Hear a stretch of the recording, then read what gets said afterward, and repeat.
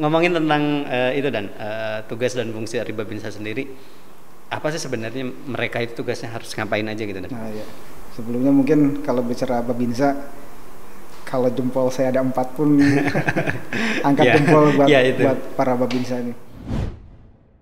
Selamat datang di Ngopi Bareng Hilmi Pramudia Podcast. Tamu saya kali ini jauh-jauh datang dari Kabupaten Ciamis, yaitu Komandan Kodim 0613 Ciamis, Letko CZI Dadan Ramdhani Esos MAP. Komandan, apa kabar? Alhamdulillah. Terima kasih loh jauh-jauh dari Ciamis datang. Kita yang dapat kehormatan diundang ke sini. Dan asal tahu kalau komandan ini lancar berbahasa Sunda karena orang Sunda. Dari mana dan asal? Orang tua dari Majalaya. Majalaya, ya, Bandung ya. Bandung coret. Kalau zaman kita nyebut itu Bandung coret di luar kota Bandung Pasisian. Ya. Bandung Pasisian. Oke. Jadi kalau tugas di Ciamis tuh berasa pulang kampung berarti ya, dan ya, bener ya? Ya dimanapun kita bertugas kan memang harus dirasakan sebagai kampung sendiri gitu kan, biar betah. Apalagi dinasnya sekarang di kampung sendiri, ya berarti harus betul-betul diedikan gitu kan. Benar-benar lebih. Oke. Kan ya dari segi bahasa kita ada keuntungan gitu kan, lebih untuk mendekatkan diri ke masyarakat. Ya, lingkungan, kemudian kadang kalau yang ini juga bisa jadi masalah, makanan. Tuh.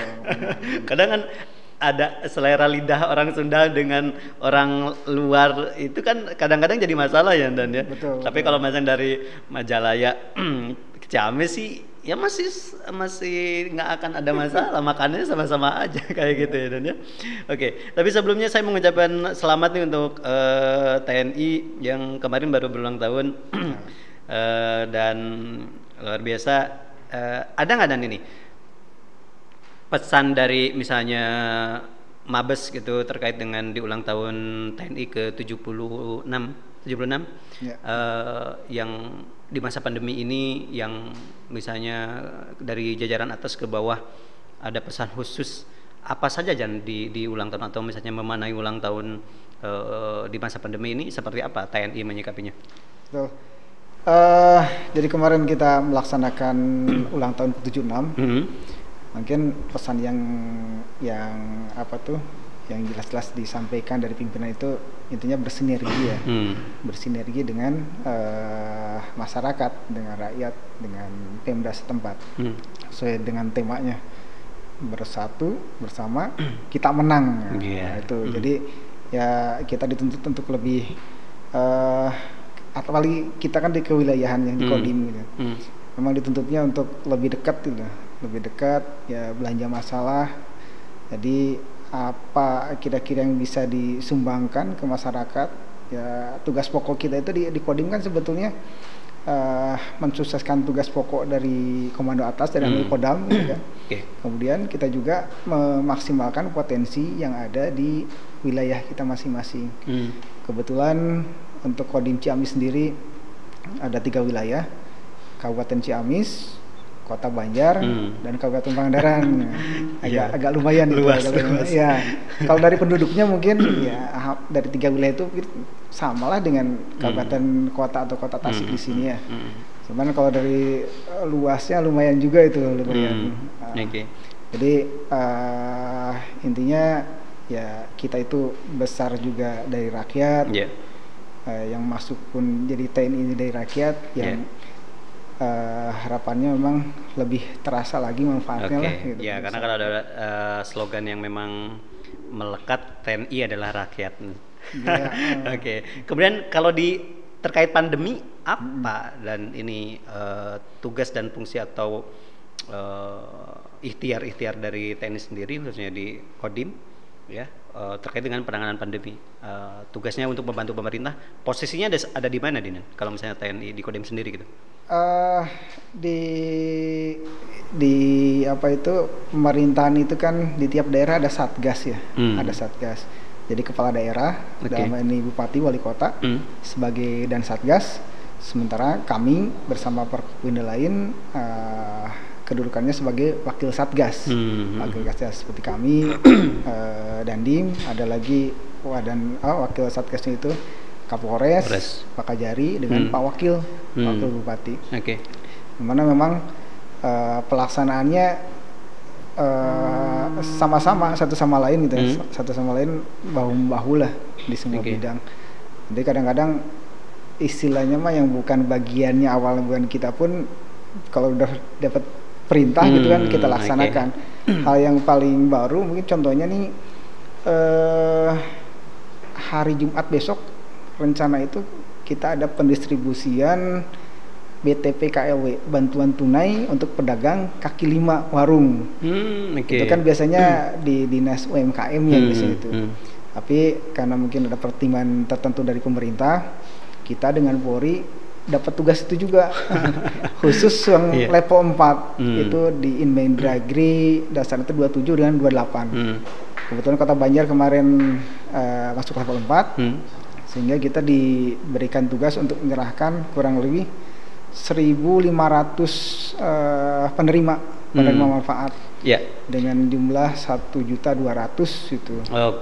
Pandemi ini mengajarkan banyak hal ya Dan ya, yang kadang itu tadi bukan tugas dan bukan juga kayak seolah dipaksa untuk kayak ini juga menyebarkan misalnya vaksinasi kan juga itu tugas medis istilahnya benar-benar medis, tapi TNI juga dilibatkan di situ. Sampai menyalurkan bansos saja harus melibatkan. Ini gimana Dinan menurut Anda? Betul, banyak sekali memang hal-hal baru. Kadang-kadang juga ada hal-hal lucu, ada hal prihatin. Kemudian mungkin kalau di satu sisi di kuak satu-satu banyak ya. Man kami mungkin menjorotinya berbagai tugas yang diberikan tadi baru itu.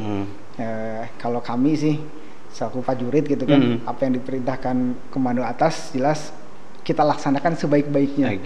Kalaupun itu baru toh memang kadang-kadang kan di hidup ini ada yang tidak ada sekolahnya juga gitu kan. Kita learningnya by doing gitu. Ataupun kalau di ini mah bahasa di luar itu yang paling gampang mangkisi mangkidu gitu. Apa yang dilihat jadi kita kerjakan gitu. Nah, terkait dengan yang baru-baru ya tadi kalau vaksin memang kalau untuk nakesnya memang sudah terlatih sebetulnya. Terlatih, hanya saja mungkin kita bagaimana berkolaborasi dengan instansi lain, stakeholder yang lain untuk mensukseskan. Terkait vaksinasi juga kebetulan kan sekarang sesuai dengan Inmendagri terbaru itu vaksinasi sudah dimasukkan penilaian zona level ya. Benar yang baru ya. Jadi contohnya untuk mencapai zona level 2 saja minimal berapa persen? 50%. Sedangkan ini salah satu wilayah kami Kabupaten Ciamis kan penduduknya tinggi. Yang harus divaksin 1.100.000 gitu. Memang kita kerja keras lah. Kalau untuk wilayah Kota Banjar dengan Pangandaran alhamdulillah sudah di atas 50% semua.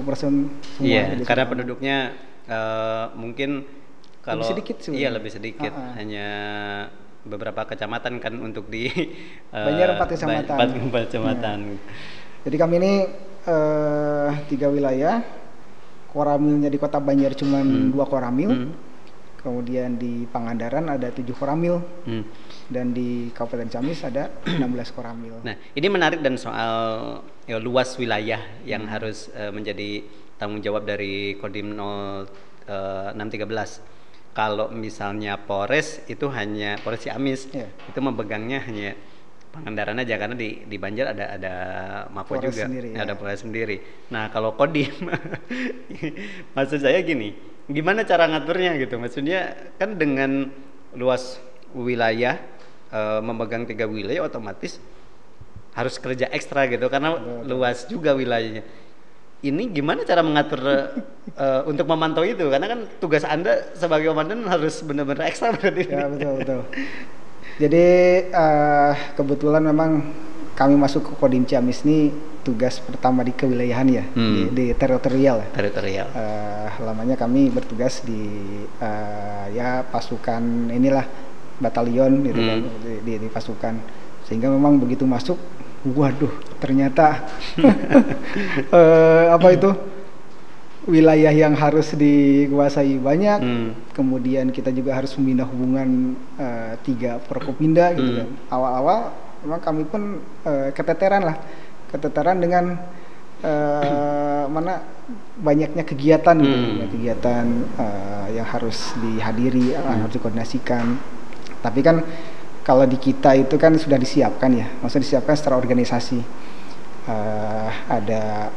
Ada dandim gitu kan, ada wakil kastim, kemudian para staf, ada juga di Kota Banjar ada pabung. Jadi kalau secara organisasi memang kalau kami tidak bisa hadir, berarti kan ya ada mendelegasikan.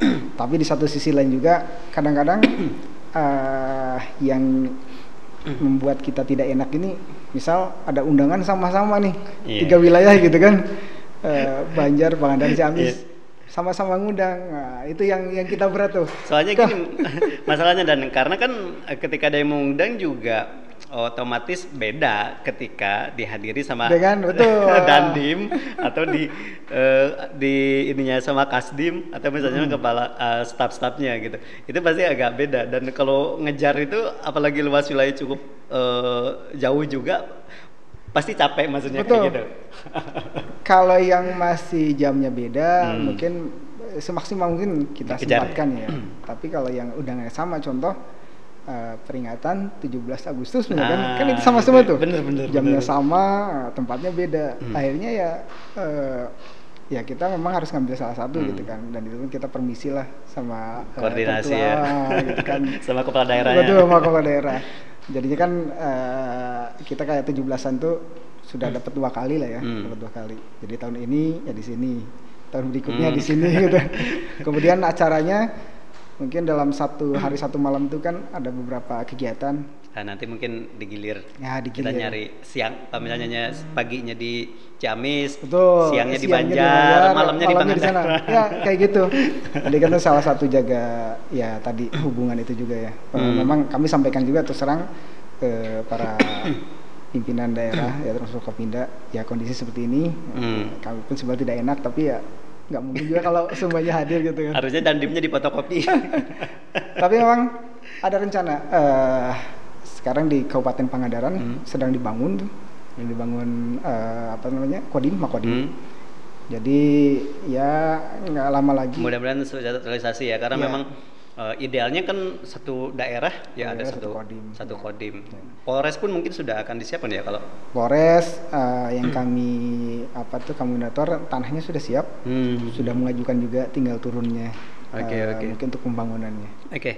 Oke, dan saya juga suka penasaran kalau misalnya orang Sunda kan kerasa banget ya, masa dari sisi kita komunikasi pun cepat nyambung karena memang nah rata-rata dari beberapa komandan-komandan yang saya ajak ke sini itu baru pertama sih komandan yang orang Sunda gitu. Rata-rata kan mana gitu yang seberang-seberang kalau mau itu Polres, mau itu dandimnya segala macam. Nah, ini gimana background keluarga nih? Kan biasanya ada termotivasi kan dulu. Udah saya masuk pengen jadi TNI misalnya. Itu didorong keluarga, memang banyak yang memang TNI gitu. TNI atau misalnya kemudian komandan oke lah saya ngikut juga, atau memang sama sekali nggak ada justru di keluarga. Gimana Dan? Jadi alhamdulillah memang di keluarga belum ada yang TNI. Nah ini keren berarti nih. Jadi sebetulnya ya yang tahu mungkin Majalaya kan kota di di kabupaten di daerah selatan sana. Kami pun SD, SMP di sana. Besar di situ. Kemudian orang tua kebetulan guru dua-duanya, ibu guru, ayah juga guru. Nah, pada saat SMP itu kami dapat rezeki lah.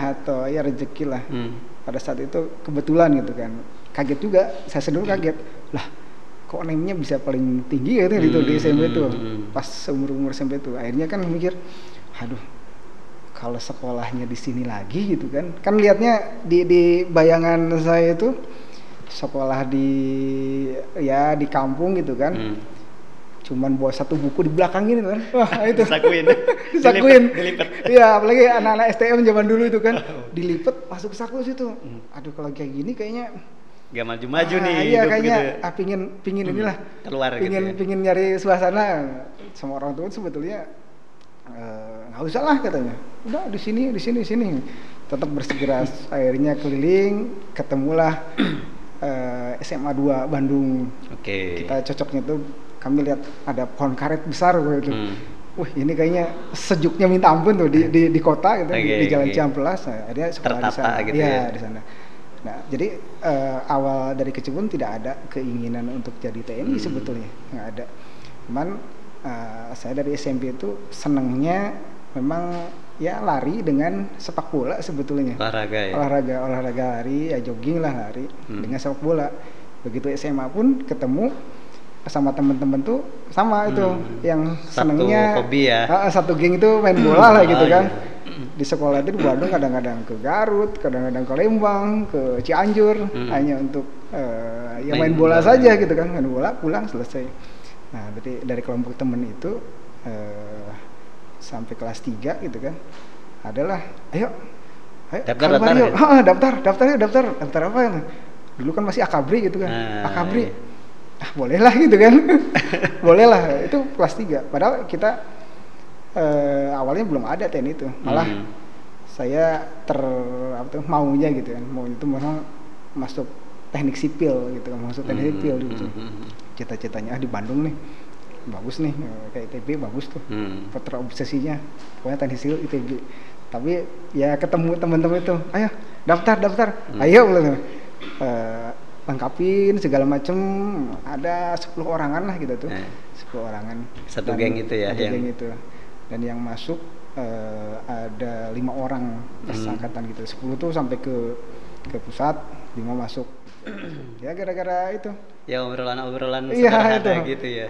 Dan ya latihan sama-sama gitu kan, belajar sama-sama gitu. Jadi awalnya ya dari sana nggak ada. Tapi orang tua sempat ini nggak, maksudnya support atau ada ini? Kalau orang tua justru mengarahkannya ada lagi sebetulnya itu. Gimana kan? Jangan-jangan nyuruh daftar polisi aja kan? Enggak. Kebetulan dulu orang tua itu atau suruh jadi PNS. Betul, karena PNS Bandit kan. PNS Bandit. Jadi udah ke STPDN aja gitu kan, STPDN. Nah, kebetulan untuk daftarnya itu kan hampir berbarengan. Ya namanya anak gitu kan. Begitu ada ini orang tua, kita pun oke, nggak masalah, tapi yang ini tetap ya gitu kan. Tes akabrinya tetap, yang ini boleh lah silakan. Jadi saya berarti itu daftar sekali lolos? Daftar sekali lolos. Luar biasa. Jadi yang ini daftar, sekaligus yang ada lagi yang pokoknya kita istilahnya yang ikatan dinas yang tidak merepotkan gitu kan. Udah pokoknya cobain aja gitu, cobain sampai yang terakhirnya tetap ikutin yang UMPTN dan mau itunya. Jadi manalah mau yang kecantol dan pinginnya memang terus tidak ingin merepotkan lagi orang tua ya. Nah, udahlah dari SMA itu kerja. Dan rezekinya yang pertama masuk yang dipanggil yang ini yang akabri gitu kan. Yang SPDN beberapa kali tes dia tinggalkan gitu. Ngomongin soal tugas sebagai awal ya prajurit istilahnya kan tentu pernah ditugaskan melanglang buana lah di bumi pertiwi ini. Kemana aja dan yang paling jauh yang harus ini gitu ke daerah mana tuh bertugas? Ya baru sedikit sebetulnya. Kita tugas pertama itu di Sulawesi, di Makassar, di batalion ini kan kami kecamatan Zeni ya. Di sini. Di sana kurang lebih 9 lah sampai 10 tahun ya. Kemudian di grup 3 Kopassus sebentar di sana di Jakarta. Lanjut ke Medan. Medan di batalion juga. Kemudian sekolah ke Bandung. Saya di 2015 dapat di Bandung sampai sekarang nih berarti. Di Kodam, kemudian pindah ke Sipur 3 dan Yon baru ke sini gitu sini. Jadi ya kebetulan masih paling berapa kota itu mungkin. Cuman kami ya tadi karena awal itu bukan TNI ya. Awal bukan TNI. Jadi memang begitu masuk pendidikan, dinas, ya memang berasa baru semua itu, berasa baru lah dari lingkungan, tuntutan, terus ya kebiasaan dan sebagainya itu. Kan kami nyorotin ini masalah kecabangan paling kan seni. Seni ini memang ya kalau menurut kami itu unik gitu kan, karena kami sendiri di bagian seninya itu. Contohnya tuh dulu waktu kita berangkat tugasnya ke Aceh, ke Aceh. Pada satu darurat militer, kalau yang lain memang ya pasukan tempur memang nyari inilah kontak dan sebagainya. Kalau kita misinya lain, misi kita lain yaitu menarik simpati gitu, menarik simpati. Jadi selama 14 bulan di sana kerjaan kita itu bangun jembatan, bangun masjid, bangun rumah. Pokoknya bersentuhan langsung dengan masyarakat.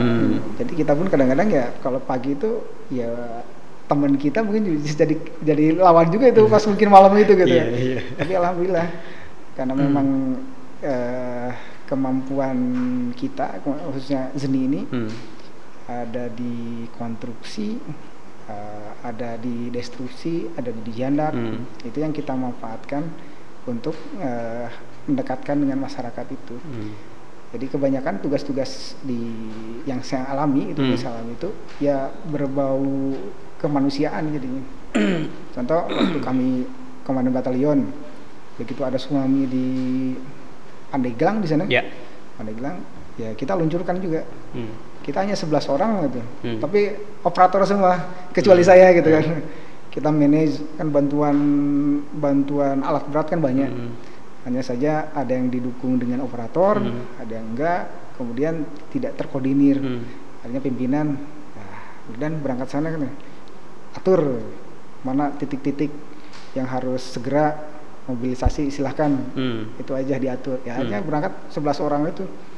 Ya kita mana dulu yang harus didahulukan, pakai alat ini. Itu kan respon dari masyarakat kan banyak dari perusahaan-perusahaan juga. Ada yang sumbang ini, sumbang itu masuk alat berat. Pak, ada nggak misalnya gini, waktu tugas yang momen yang tidak bisa dilupakan nih misalnya, atau bahkan cukup mengerikan tuh kan kadang TNI ya harus, ya walaupun bukan satuan tempur ya mungkin ada kontak atau segala macam ketika dalam situasi yang tidak menentu. Pernah nggak ada pengalaman yang bisa diceritakan yang mungkin komandan sampai saat ini juga, oh ini pengalaman menarik nih selama perjalanan karir gitu. Di mana tuh atau apa kira-kira? Mungkin kalau operasi ya pada saat bencana itu ya, bencana itu. Memang tadi karena kita kebanyakan kemanusiaan itu. Kebanyakan tugas-tugas kita pun yang seni ini ya nggak jauh dari sekarang khususnya untuk kemanusiaan. Tadi di Aceh seperti itu bangun, kemudian pada saat ke Bali, ke Nias, kami juga udah pernah ke Nias, ya berkutat di bangun rumah, perbaiki infrastruktur. Nah, kalau yang dirasakan pas di Aceh, yang kami mungkin ya ingat betul itu.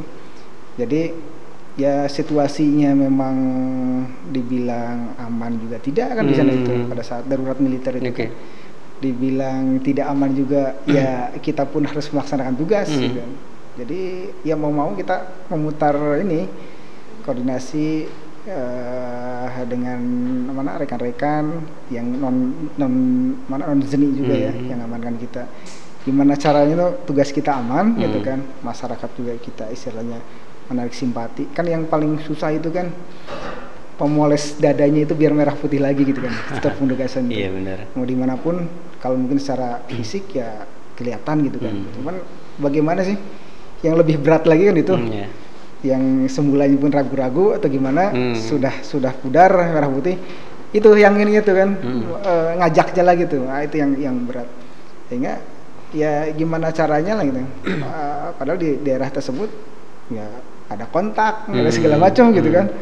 Ya alhamdulillah ya, karena mungkin koordinasinya bagus, dukungan disupport dari semua pihak lah. Kita bisa melaksanakan tugas tersebut. Kalau kontak ya kebetulan kami juga belum pernah. Ya kalau di pinggir-pinggir sambil jalan kena suara-suara itu mah biasa. Dengerin gitu. suara-suara onta gitu udah ya, ini ya. Kemudian kalau di Kodim sendiri mungkin yang mana tuh ya kalau menurut kami sih ada lucunya juga gitu. Seperti vaksin nih. Vaksin nih kalau di Kota Banjar kan sudah 60%-an ke atas, sehingga nyari yang massal ini kan agak sulit.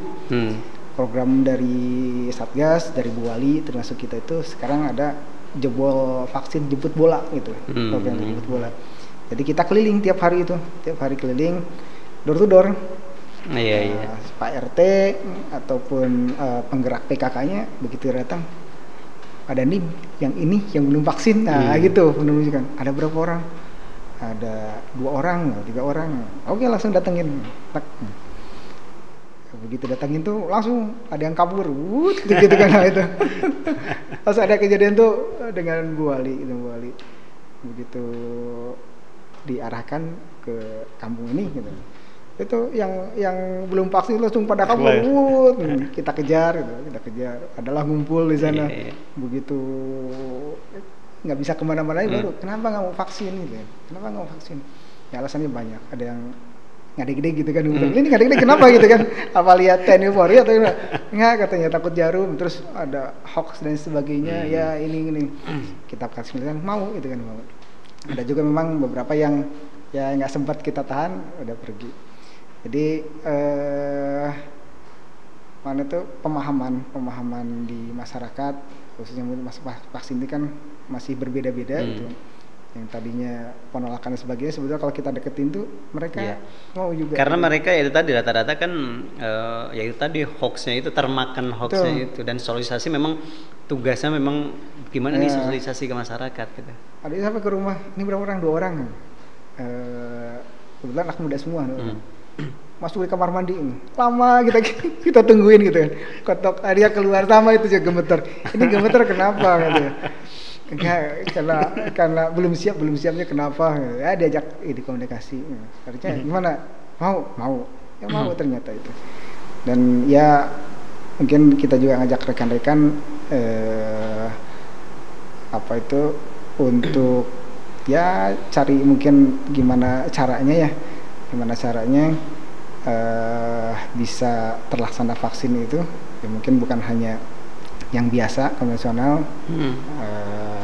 cari cara lain untuk mengajak tadi itu sehingga bisa terlaksana.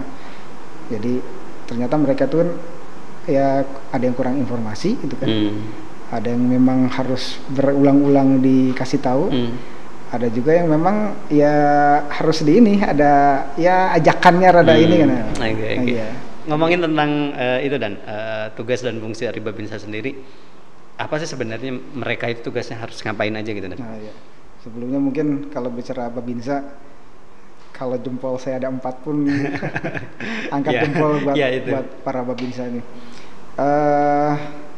Sama ya sebenarnya, kalau tadi tarik dari atasnya, dari kami dulu, dari Dandim ini kan bagaimana mengkondusifkan daerah itu ya, membina potensi yang ada.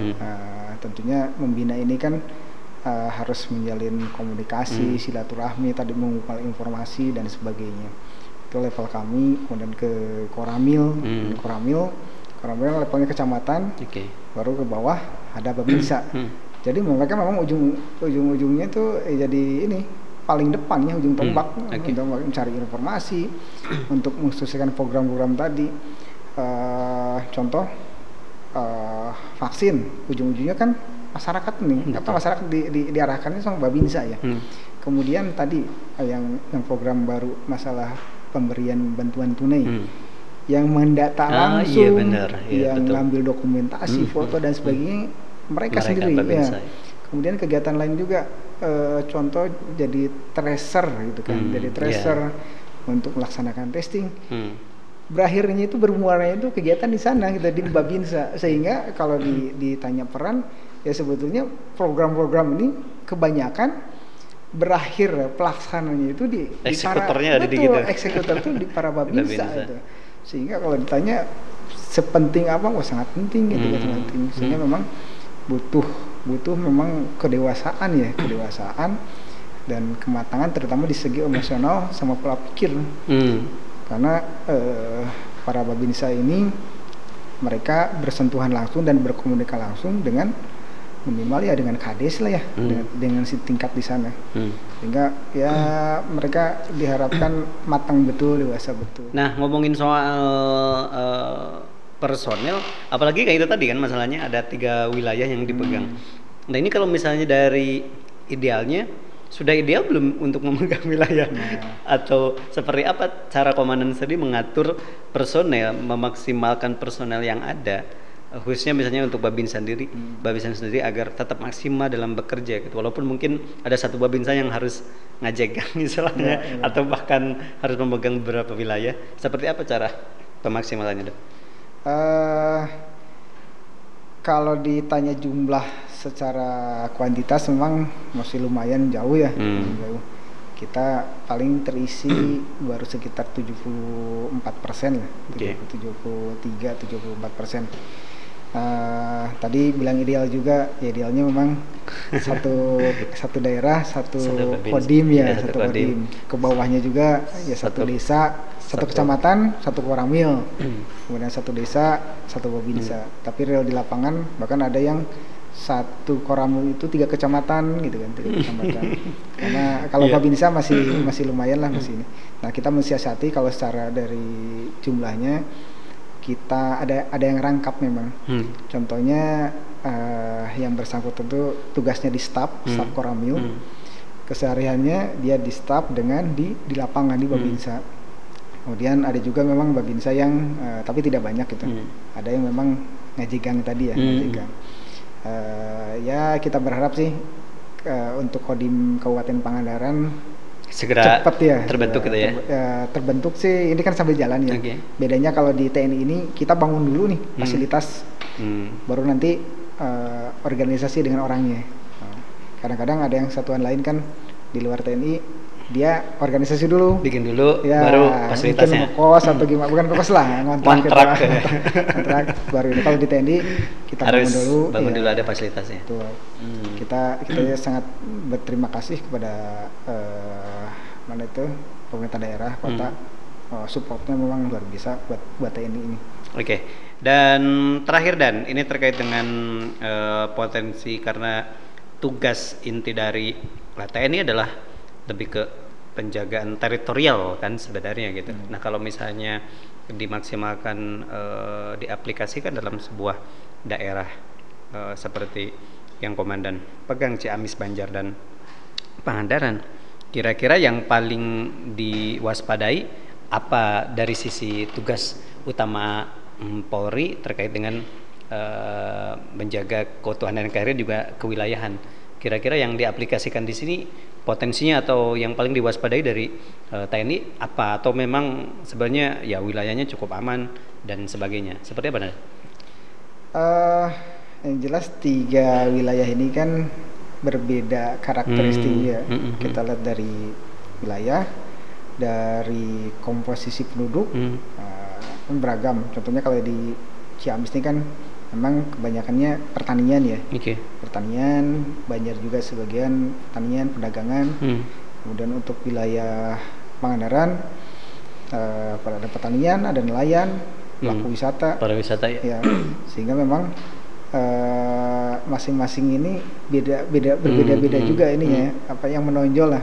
Apalagi sekarang dikaitkan dengan pandemi ini. Di Pangandaran saat ini tiap weekend jadinya kita berupaya nih bagaimana memecah kerumunan, itu PR itu. Dengan stakeholder yang lain lah. Hampir setiap minggu kita rubah terus loh, kita evaluasi gitu. Untuk minggu ini misalnya pembatasan atau penyekatan seperti ini kita sama-sama evaluasi, berubah lagi. Hampir tiap minggu kita berubah. Ya cari yang jalan terbaik bagaimana memecah kerumunan tadi. Karena memang begitu dibuka wisata, ya tahu sendiri gitu ya. Orang kan sekarang kangen liburan. Betul. Itu jadinya PR kita. Ya alhamdulillah untuk minggu kemarin pun dibilang banyak, ya lumayan banyak, cuman masih bisa terjaga gitu, masih bisa terjaga.